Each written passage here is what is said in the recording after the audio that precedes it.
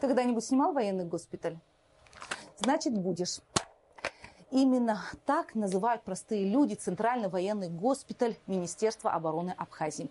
Отзывы о медперсонале очень хорошие. Говорят, добрые, готовые прийти на помощь. Но условия работы и техническое оснащение удручающие. Пришло время разобраться. Увидеть самим и показать телезрителям, где правда, где вымысел. Насколько все плохо, есть ли решение и в чьих оно руках. Программа Агуэйсра в поисках объективной оценки.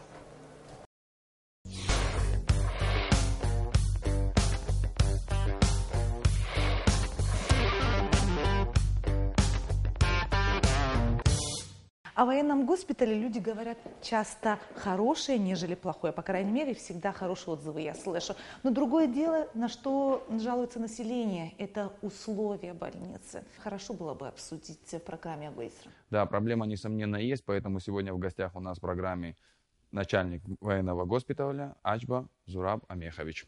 Я думаю, он сможет ответить на все наши вопросы, которые интересуют.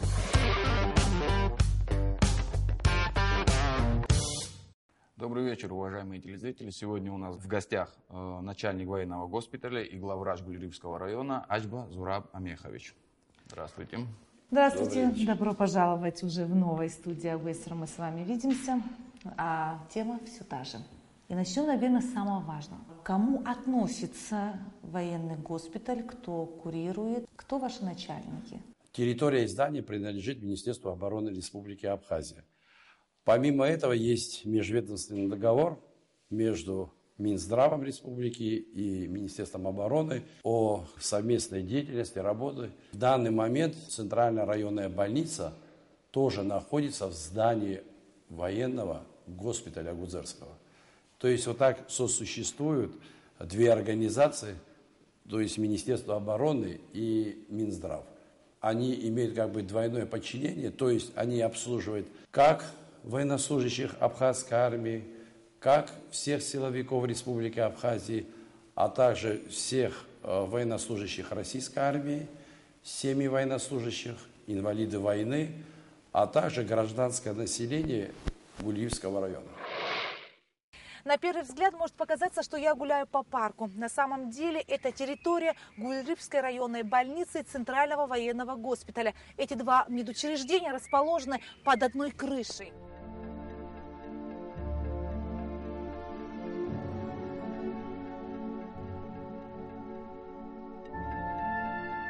Обход госпиталя мы начинаем с поликлинического отделения. С утра здесь многолюдно, сейчас пустые коридоры. Вот это поликлиническое отделение, в каком состоянии оно находится, вы сами видите. Кабинет хирурга, хирург, тут перевязочная. В поликлиническом отделении есть все кабинеты. Работают доктора нужных специальностей. Проблема в другом. Единственное, чего нет оборудования. Ну, по поводу ремонта вы сами видите. К теме медицинского оборудования мы вернемся чуть позже. А сейчас о том, как со стен сыпется песок. Везде пролезает плесень. Со дня, как было построено здание, ремонт ни разу не производился. Дальше по коридору картины становятся еще страшнее. В онкодиспансере нет хирургического отделения. Да. Вот они временно размещаются вот здесь. Когда какие-то операции они здесь проводят. Почему они проводят их у вас из-за оборудования? Да. У них вообще ничего нет. Несколько лет назад в здании замкнуло электричество, и больница осталась без света. Тогда было принято срочное решение провести провода по воздуху. Временно, но, как оказалось, надолго. Вся система, вот воздушка, это все самодельное. И сейчас приходим к самому ужасу. Что может быть ужаснее того, что мы уже видели? Через несколько секунд то, что запечатлел объектив нашей камеры, другим словом не назовешь. Вот самый ужас. Я каждый месяц плачу своих личных денег по 20 тысяч и выкачиваю. Как оказалось, то, что мы видели на поверхности, это полбеды, а беда вот здесь, внизу. На этих кадрах из-за плохого освещения хорошо не видно, как подвал заполнен грязной водой. Как выяснилось, в поселке Агудзера нет централизованной канализации. Поселок расположен на высоте, а госпиталь уровнем ниже. Все канализационные отходы стекаются сюда. Там в парке есть насосное и очистительное сооружение, которые давно уже пришли в негодность. Сточным водам некуда просто уходить. Что говорят администрация поселка Агудзера? говорят, что мы общая проблема. нет в поселке канализации, чем помочь не могут. Душевые, туалеты, все вот, все эти массы здесь, и мы просто приглашаем с водоканала машину, значит, в месяц 2 раза, и вот эти все вот мы откачиваем, и вот так и живем. Так, а очень интересно, сколько это будет еще продолжаться? Это уже продолжается 22 года. Еще одно здание на территории военного госпиталя Гуль-Рыбской районной больницы. На первом этаже стоматология, лаборатория и физиотерапевтический кабинет. Физиотерапевтическое отделение, ну просто великолепно. И оборудование нормальное, все рабочее, все. Но вот видите, вот такой ремонт кто придет. Отделение терапии на 2-м этаже. Оно не выделяется из общей картины.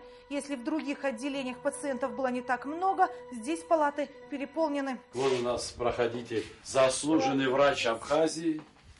Это кабинет педиатра. Детский врач один в день иногда принимает до 50 детей. Это травмпункт. Ежедневно здесь оказывают помощь больным. В больнице есть все необходимые специалисты, а условия работы ухудшаются с каждым днем. Как так? Неужели за столько лет вопрос военного госпиталя и Гуль-Рыбской районной больницы не нашел решения?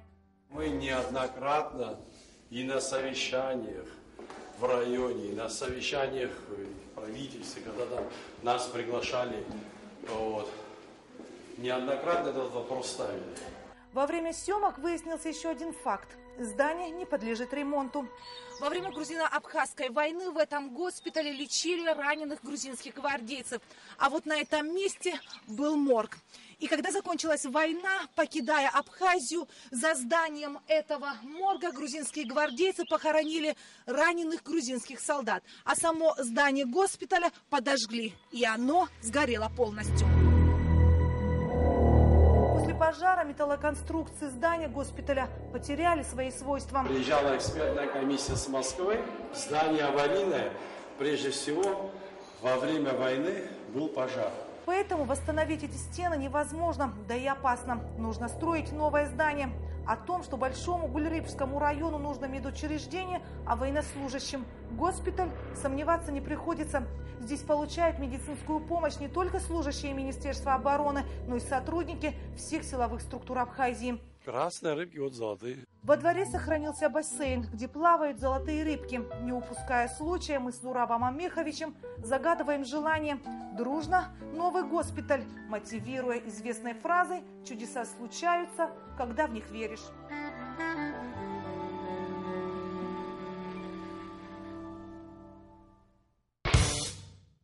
Несмотря на то, что сегодня в республике, слава богу, что у нас спокойное положение, никакого военного положения нету, хотелось бы узнать, те граждане, которые к вам обращаются, то есть это, если вести статистику, да, по статистике, это в основном военнослужащие или обычные рядовые жители?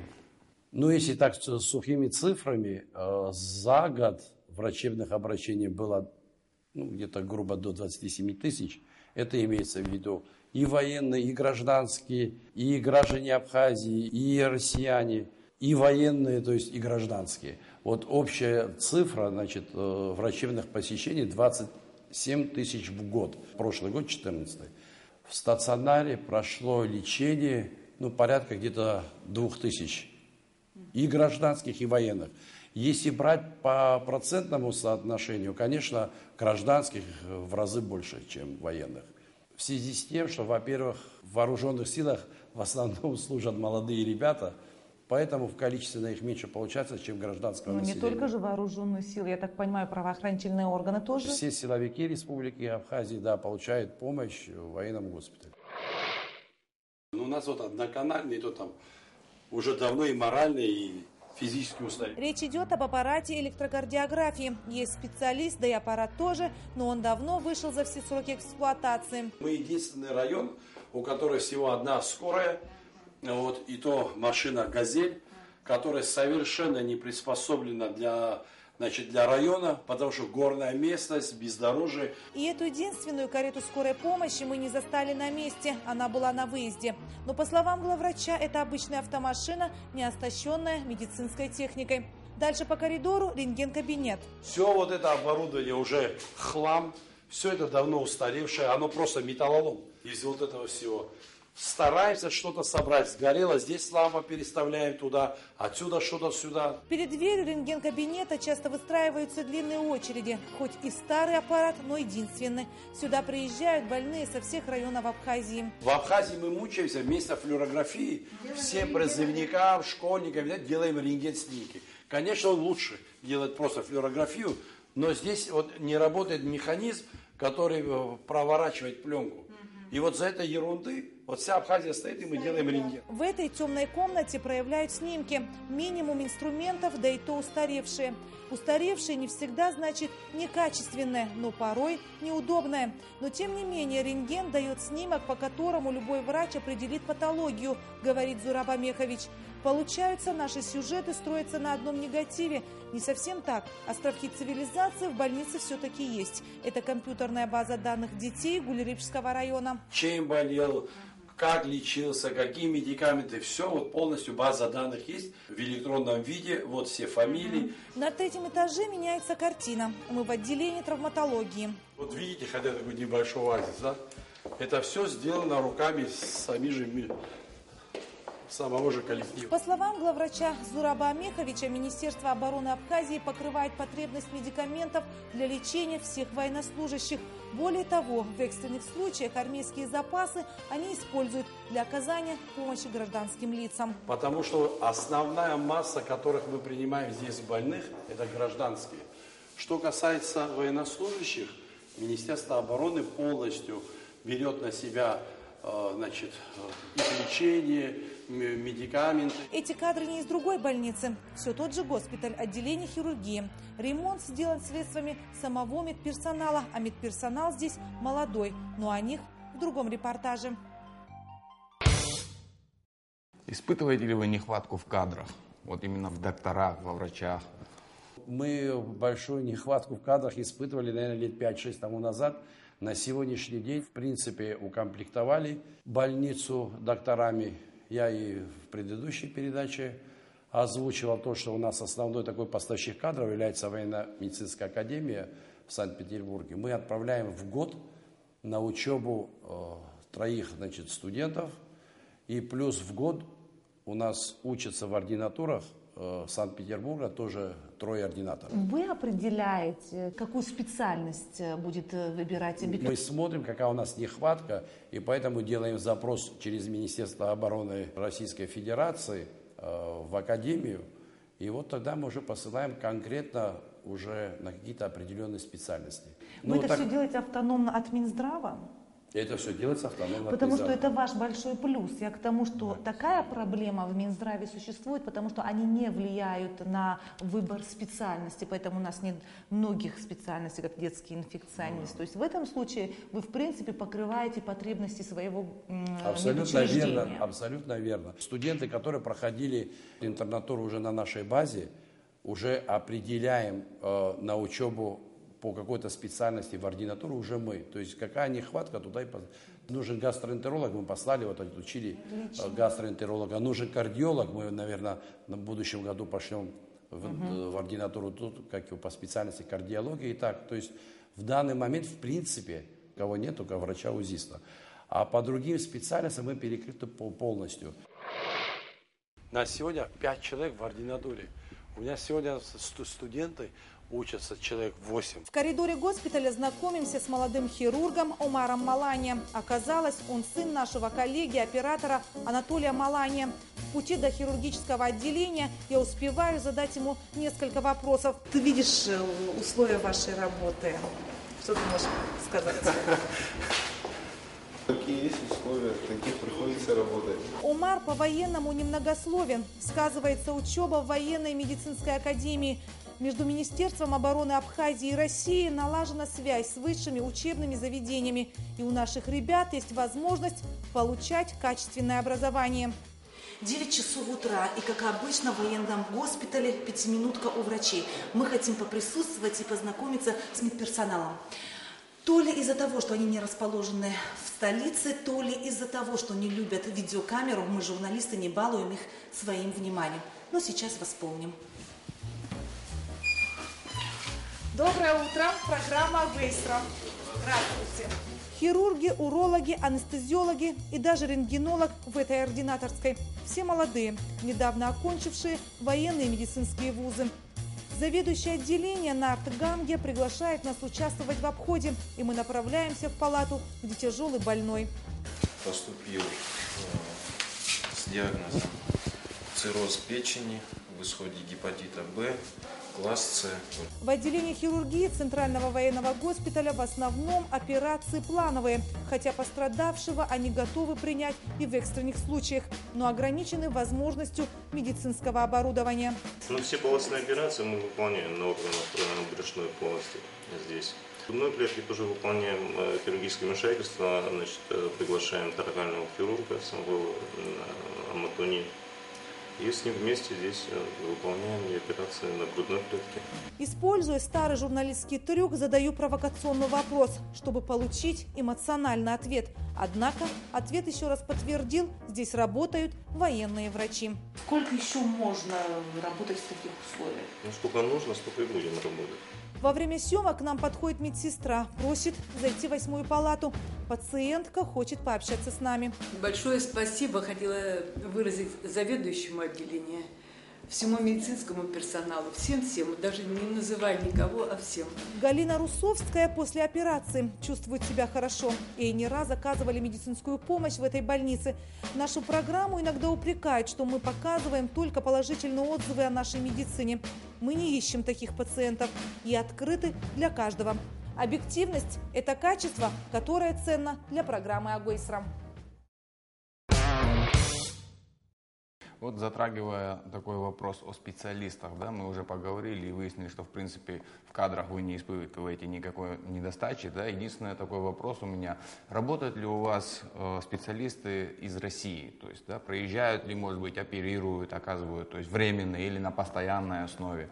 Не скажу, что там массово приезжает уролог к нам очень часто, это очень близкий друг Абхазии, наш близкий друг. Есть такой доктор наук Яровой Сергей Юрьевич, он работает, заведующий урологическим отделением в МИДовской больнице в Москве. За полмесяца было сделано ему 68 операций, из них 20 военнослужащих. Я вообще, когда начинаю планерку, всегда начинаю каждый день с одних и тех же слов. Молодым обращаясь, не гонитесь стать великими хирургами, терапевтами, травматологами. Если не лентяи, вы ими станете. Самое главное – быть человеком. Больной будет тянуться там, где его встречают тепло и как родного. Вот поэтому, наверное, и отзывы хорошие. Просто обидно то, что многие молодые просто, не дай бог, еще упадут духами и возьмут и уволятся. Дело в том, что в таких условиях, конечно, работать невозможно. Меня интересует вопрос. Зарплату вам платит Министерство обороны? Не всем. У нас здесь разделено. Вот поликлиническая служба, они все получают зарплату по ЦРБ, то есть от Минздрава. Помимо этого еще сельская амбулатория в Драндах, большая сельская больница в Ажарах в Верхнем Кодорском ущелье и плюс 9 ФАПов. Все они функционируют, они показывают неплохие результаты. Где глава администрации на месте, например, в Шапах, да, они своими силами отремонтировали такую небольшую комнатку. Все необходимое там у них есть. То есть неплохой такой приличный ФАП. Мне кажется, незаслуженно обделена. Полностью согласен. Завершаем съемки в госпитале и отправляемся в близлежащий поселок Агудзера, где проводим небольшой опрос среди граждан. Нас интересует все тот же вопрос: что жители думают о Гуль-Рыбской районной больнице, о ее условиях и о качестве медицинской помощи. Мы стараемся реже обращаться сюда. Желает лучшего. Врачи очень хорошие, заведующий, главврач очень мне нравится. Я всегда обращаюсь в эту больницу, была в этой больнице, и мне очень нравится. Ответы людей не очень отличались друг от друга. Наши респонденты не были критичны, но все едины во мнении: в районе нужна своя больница. Какие планы у администрации Гуль-Рыбского района? С этим вопросом мы обратились к Аслану Барателия. В таком масштабе, в каком она сейчас, эта больница находится, безусловно, нам она не нужна в Гуль-Рыбском районе. Я не знаю, если будет принято новое строительство, Ну, хотелось бы, конечно, чтобы именно на этом месте была больница. Проблема канализационных стоков – одна из сложно решаемых для госпиталя. И я адресую этот вопрос главе администрации. Сделала вложение для очистных сооружений. На определенном этапе у них финансирование закончилось и приостановилось. Сейчас мы с помощью государства нам выделяют средства, которые позволят эти очистные сооружения довести до того, чтобы они были в рабочем состоянии. Конечно, в администрации района понимают, в каких условиях приходится работать медперсоналу военного госпиталя и районной больницы. Там передача Гвейсера, а здесь у нас врачи Акбулыча. Но бюджет Гуль-Рыжского района самостоятельно отстроить новую больницу для своих граждан на сегодняшний день не в состоянии.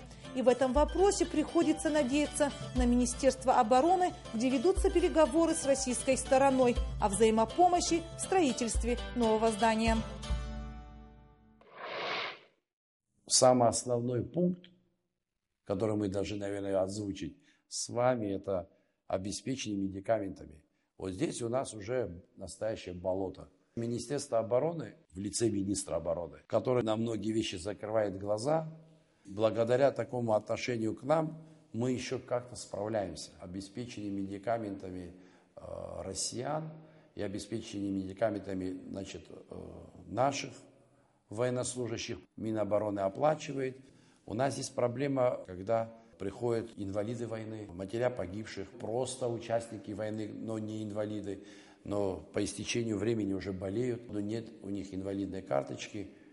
По закону мы не имеем права им ничего давать. У них там своя аптека, в которой ничего нет, к сожалению. У них полностью обеспечивает фонд инвалидов, но у фонда инвалидов тоже нет, наверное, столько денег и средств. Мы их берем на себя. Получается, районная больница заключила, с военным госпиталем договор. ЦРБ существует на базе военного госпиталя. Но ЦРБ имеет свой коечный фонд. Врачи одни и те же. У нас есть кадры, в основном поликлинической службы, где они работники ЦРБ. То есть они по линии Минздрава устраиваются на работу, по линии Минздрава получают зарплату и так далее. Но основная масса, которая врачей работает и специалистов в стационарах, они в основном все являются сотрудниками военного госпиталя. Кто должен взять на себя ответственность за ремонт, за техническое оснащение вашей больницы? То есть вообще существует ли договоренность какая-либо? Я неоднократно встречался с начмедом российской армии. Мы эти пункты все обговаривали. Основная база Гудаутская, где дислоцируется российская армия, там у них есть, свой лазарет, где там работают врачи, там ОРВИ, ОРЗ и прочие, они, в принципе, справляются сами. Когда больной нуждается уже в стационарном лечении, они уже тогда привозят к нам. Все обследование, лечение, конечно, все происходит за счет нашего военного госпиталя, который, естественно, финансируется Министерством обороны. Когда утром командир заходит в казарму, посмотрев на заправленные постели, сразу определяет, у кого проблемы со здоровьем, и направлен в военный госпиталь. Если у кого-то возникает вопрос, почему здесь есть подушка, здесь она заправлена под одеяло, это говорит о том, что военнослужащий находится в госпитале. В данном случае снимается наволочка, простыни и заправляется подушка под одеяло. Соответственно, уже командир утром знает, что военнослужащего нет, он в госпитале находится. Здоровые солдаты и бравые офицеры – это сила нашей армии. Поэтому тема, в каком медицинском учреждении они получают медицинскую помощь и насколько она качественна – вопрос стратегический для вооруженных сил Абхазии. Чтобы разобраться в теме до конца, мы обратились к руководству Министерства обороны. Тарел Лепсая, начальник штаба управления материального обеспечения. Он рассказал о том, что строительство нового центрального военного госпиталя – один из важных пунктов межведомственного договора с Российской Федерацией. На данном этапе ведется работа по согласованию различных вопросов, связанных с началом работ, как я говорил уже выше, именно по капитальному строительству. Конкретные сроки сегодня я озвучить не могу, но я вас уверяю в том, что в ближайшем будущем Центральный военный госпиталь обретет новый облик. В Министерстве обороны понимают, в каких суровых условиях приходится работать медицинскому персоналу военного госпиталя, а их военнослужащим проходить лечение. Поэтому заинтересованы ускорить начало строительных работ. Буквально несколько недель назад провели переговоры со своими российскими коллегами именно по этой теме.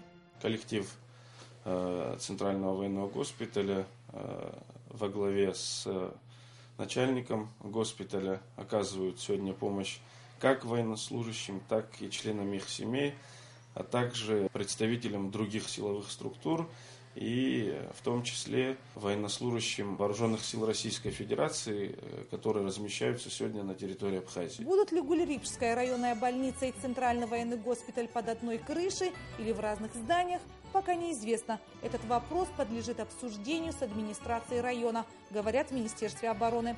Но точно известно географическое расположение нового госпиталя на той же территории, где и сейчас. Берем на себя очень много неимущих, особенно что касается населения гражданского восточной зоны. Это Чемчерский район, Марчал и так далее. Я просто одну ремарку вставлю. Я сама слышала, как люди говорят: поедем в Агудзерский госпиталь, там это обойдется дешевле. Или могут просто принять по-человечески, если даже у тебя нет денег. Никого не хочу обидеть. Вот к этому и вернулись. Обеспечение медикаментами гражданских, я не знаю, с большой трибуны официально заявляю, что фактически никакого обеспечения в течение 20 лет не было. За эти слова я отвечу перед кем хотите. Район тоже дотационный. Он в месяц выделяет на все нужды ЦРБ, я подчеркиваю, не военных, скорая помощь, это поликлиническая служба, травмпункт, куда очень много посещений. И это, естественно, все вот эти лаборатории и плюс те койки стационарные, которые есть, в отделениях. Официальная сумма 20 тысяч рублей в месяц. Прокапаться на одного больного уходит 20 тысяч. Это ничтожная сумма. К нашему великому стыду нам приходится озвучивать родственникам, чтобы они приобретали медикаменты уже в аптеках. И я знаю, что это очень часто муссируется и в прессе, и народа, то, что вот пришел в больницу, вот такой список лекарств дали. К сожалению, это правда. Также мы пишем, также посылаем, потому что медикаментов для гражданских у нас нет. У нас по линии Минздрава полностью обеспечиваются, детский кабинет всеми медикаментами, без проблем. Это прививки, без проблем с Минздрава все. И по программе сахарный диабет, то есть они получают инсулин, инсулинозависимый.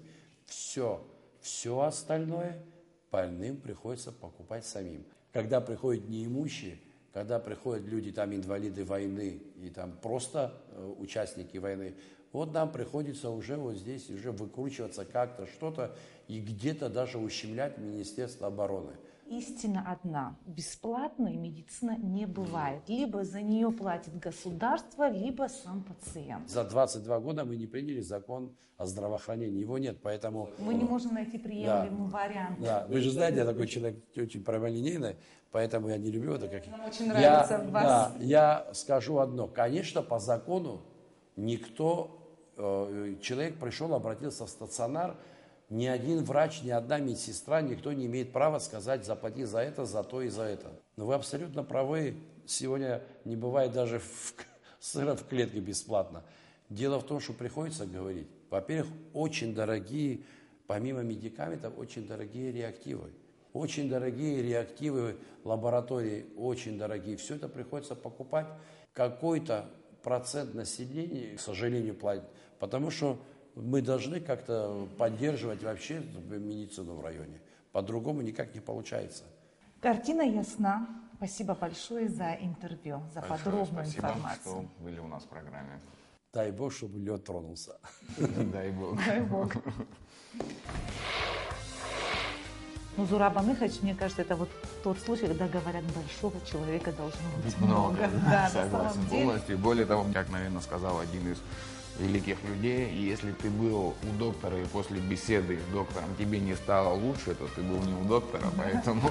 Ну тут точно явно видно, особенно про тот случай, который он нам рассказал, да, что когда две женщины лежали в больнице, одна говорит, что мне здесь нравится в Агудзерском госпитале, а другая говорит, а что тебе здесь может нравиться, весь потолок сыпется, никаких условий. Но тут, говорит, электрики тоже ходят в белом халате. Самое интересное, электриком она назвала главврача, который ходил в белом халате и крутил лампочки. Ну, дай бог, чтобы у них был, правда, хороший ремонт и соответствующие условия. Чтобы на них обратили внимание. Заслуживают они этого внимания.